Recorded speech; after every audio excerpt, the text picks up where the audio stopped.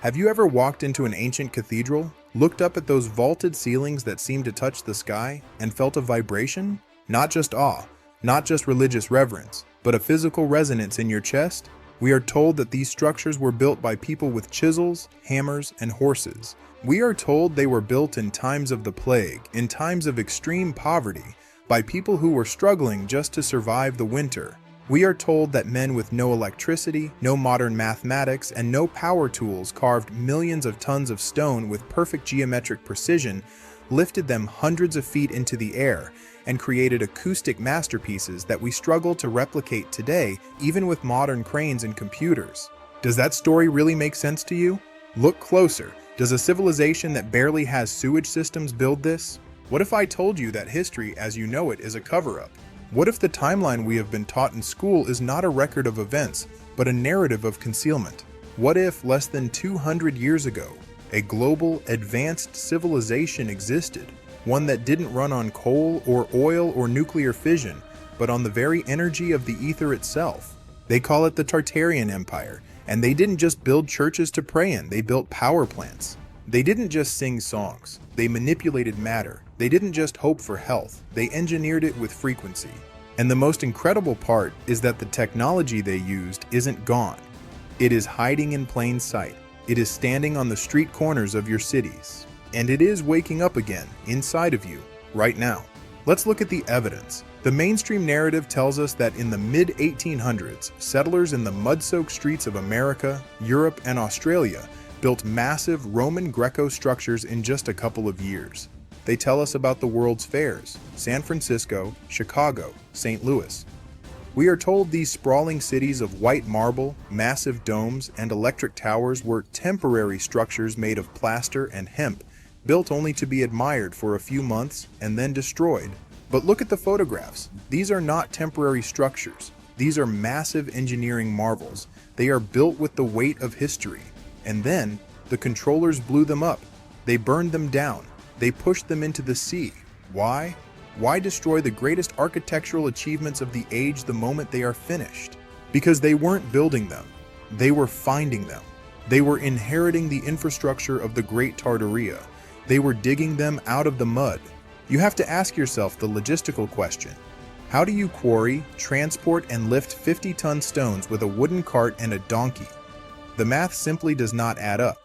The tools of the time do not match the finished product. You cannot build a skyscraper with a plastic spoon, and you cannot build a cathedral with a copper chisel. And then there are the star forts.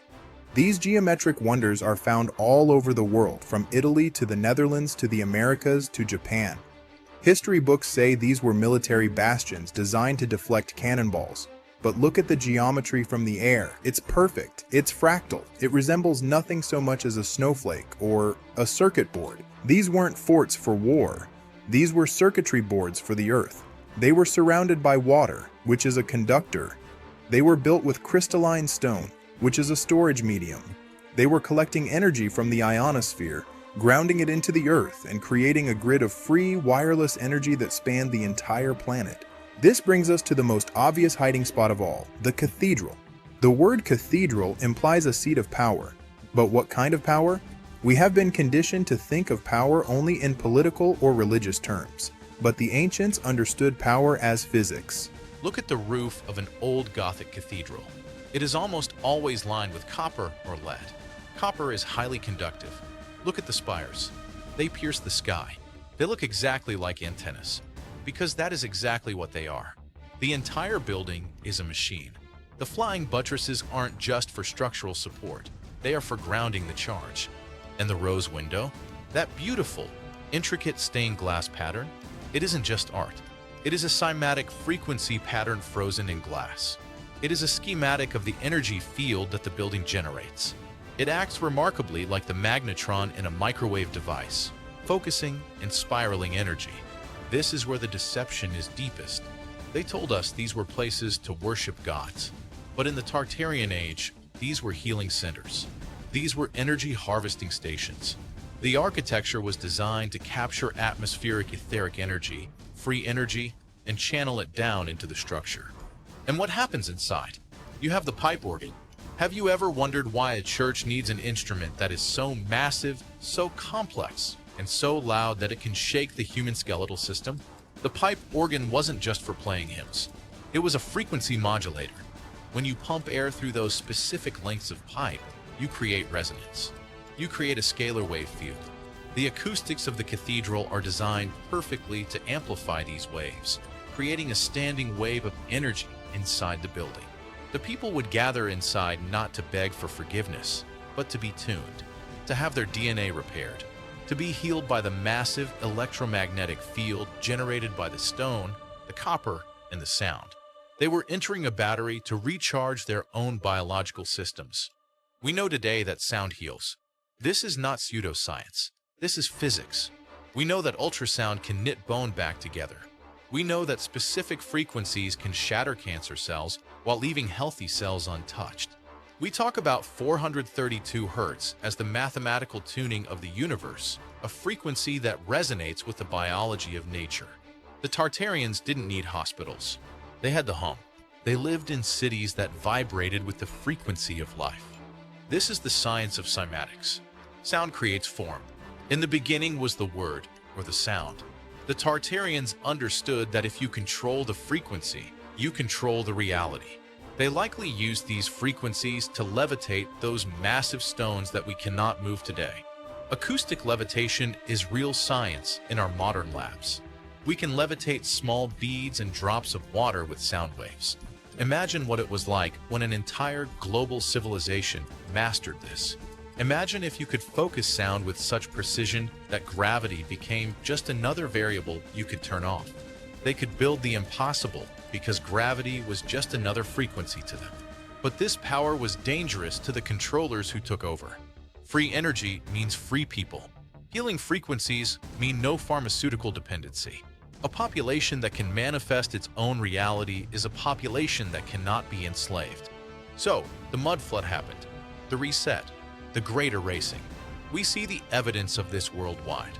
First floors of buildings buried underground, windows that go into the dirt, doors that open into soil. The civilization was wiped out or driven underground, and a new population, us, was brought in to inherit the ruins, given crude tools, and told a false history. But why does this matter to you, sitting here today? Why dig up the past? Because the hardware is still there. The cathedrals are still standing. The frequencies are being rediscovered. You don't need to build a cathedral to access this. You are the cathedral. Think about your own biology. Your spine is the column. Your skull is the dome. Your voice is the organ. The ancients built these structures as external replicas of the internal human power. When you hum, when you chant, when you listen to these ancient solfeggio frequencies or Tartarian chants, you are reactivating the technology that was stolen from you. You are turning the machine back on. They hid the history, but they couldn't hide the vibration. It is locked in the ether. When you use these powerful frequencies, like the ones we listen to in deep trance, you are bypassing the matrix of the modern world. You are tapping back into the etheric grid of the old world. You are doing exactly what they did. You are shaping reality with sound. You have the ability to heal your body, to manifest your desires, and to change the state of matter around you, just by mastering the frequency you emit. The Empire of Tartaria may be gone from the history books. It may have been scrubbed from the encyclopedias, but it lives in the stones. It lives in the geometry of the flowers, and it lives in the silence between the sounds. The next time you walk past a building that looks impossible, stop. Don't just look at it. Listen to it. Feel the hum. The technology isn't lost. It's just been waiting for you to remember how to use it. The power wasn't just in the buildings. The power was, and always has been, in you. Tune in, wake up, and remember. And here is the most exciting truth of all. The story doesn't end with the destruction of Tartaria. It begins again, right here, right now. After years of silence, after decades of extensive, obsessive research, we have finally cracked the code. We have bridged the gap between the ancient stone technology and modern digital precision. We are no longer just guessing. We have successfully replicated these lost Tartarian frequencies using state-of-the-art digital synthesis. We have taken the raw mathematical perfection of the universe, The 432 Hz, the solfeggio scales, the scalar waves found in the architecture of the old world, and we have crystallized them into pure, unadulterated sound. This is not just music. This is software for your soul. This is a master key for your biological operating system. When you listen to these digitally mastered frequencies, you are not just hearing a sound. You are receiving an upgrade. You are exposing your body to the very blueprint of creation. Think about the power of that. Science tells us that over 90% of our DNA is junk DNA. Dormant, sleeping, useless. Do you really believe nature makes mistakes like that? Or is it possible that your DNA is simply waiting for the right signal to turn on? These frequencies are that signal. When these sounds hit your eardrums, they bypass the logical, skeptical mind and speak directly to the cellular memory of your body. They are the wake-up call to your dormant DNA. They are the activation codes that tell your cells to repair, to regenerate, and to return to their factory settings of perfect health. We are talking about miraculous effects.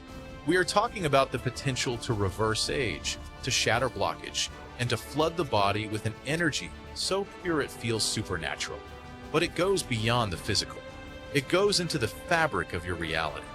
These frequencies are the language of the universe. And when you speak the language of the universe listens. Do you want wealth? Do you want abundance that flows to you with effortless ease? Everything in this world is energy. Money is energy. Luck is energy. Opportunity is energy. If you are vibrating at a low, chaotic frequency, you repel these things. But when you tune yourself to these ancient, golden frequencies, the frequencies of the Tartarian grandeur, you become a magnet. You begin to bend probability. You start to see coincidences happening everywhere. The right phone call, the unexpected check in the mail, the serendipitous meeting that changes your career. This isn't magic, it is resonance. You are tuning your personal radio station to the frequency of prosperity. Imagine waking up every single day feeling a deep, unshakable bliss. Imagine a state of relaxation so profound that stress simply cannot exist in your presence. This is what is possible. This is what these frequencies offer. You are holding a tool of incredible power, a tool that can rewrite your past and script your future. This is the closest thing we have to real magic. Don't just listen. Absorb it. Let it wash over you. Let it tear down the walls of limitation you have built around yourself. You were born to be powerful. You were born to be a creator. You were born to vibrate at the level of miracles. The technology is back. The power is yours. And your life is about to change forever.